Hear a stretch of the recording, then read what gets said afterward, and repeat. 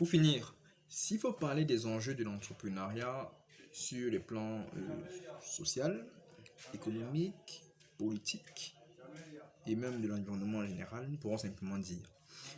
Sur le plan par exemple politique, un individu qui travaille et qui plus est pour lui-même, c'est-à-dire pour son propre projet, ça veut dire qu'il travaille 2 fois plus, n'a pas le temps pour s'intéresser aux trucs politiques, n'a pas le temps, la perd en fait dans des histoires très longues, très difficiles à comprendre. Ça veut dire que ça nous évite certains problèmes. Je sais pas si marcher dans les rues c'est bien ou pas, mais ça nous évite ça en fait. C'est pareil sur le plan par exemple économique. Entreprendre permet à l'individu de se créer un revenu et de créer à quelqu'un d'autre un revenu. Et le revenu lui permettra à lui et à l'autre d'envoyer ses enfants à l'école, de les nourrir, et en les nourrissant, il permet à une autre dame de se faire un chiffre d'affaires derrière la vente de ses tomates et d'envoyer par le même moyen ses enfants à l'école qui deviendront plus tard, par exemple, des ministres, des gouverneurs, des gouvernants, ainsi de suite. Du coup, déjà sur le plan économique, le fait de créer des revenus donne à l'entrepreneuriat un aspect vraiment favori et prioritaire. C'est très intéressant.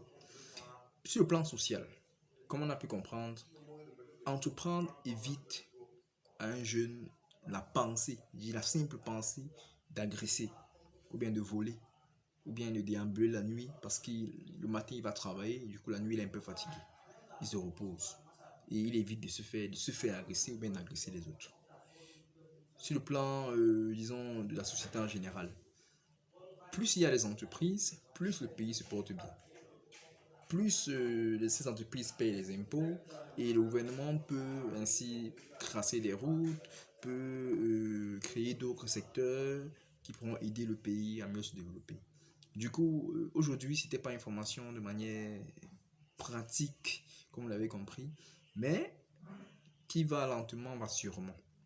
Du coup, nous avons donc commencé avec l'ambition unique de vous faire comprendre déjà qu'est-ce que l'entrepreneuriat, c'est quoi la différence entre l'entrepreneuriat social et l'entrepreneuriat économique, et aussi vous intéresser même. C'est-à-dire, beaucoup d'entre vous n'ont peut-être jamais entendu parler. Bon, déjà, vous connaissez le mot entrepreneuriat, mais ne sont jamais intéressés particulièrement, c'est quoi l'entrepreneuriat, c'est quoi tout ça. Du coup, c'est donc important déjà, au terme de cette première journée, de nous dire votre point de vue sur l'entrepreneuriat. Si vous êtes plus que jamais motivé à vous lancer dans l'entrepreneuriat, parce que dites-vous que c'est un parcours.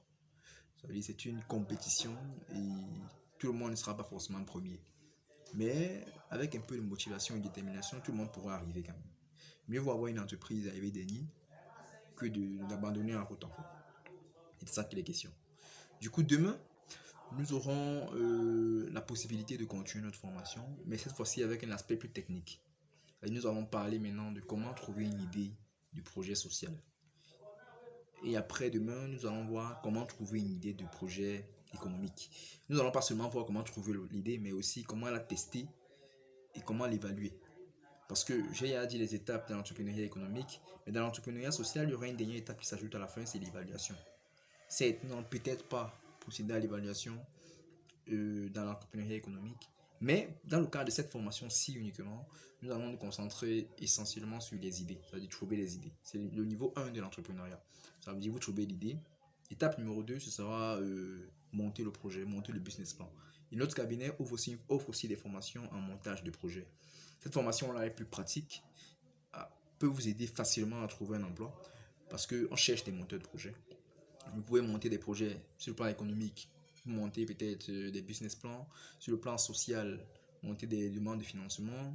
En anglais, on dit grant, du coup, ainsi de suite. Du coup, nous vous conseillons, nous vous invitons à nous poser des questions, à donner vos impressions.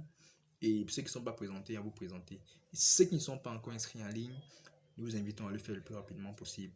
Parce que nous concevons déjà des attestations de formation.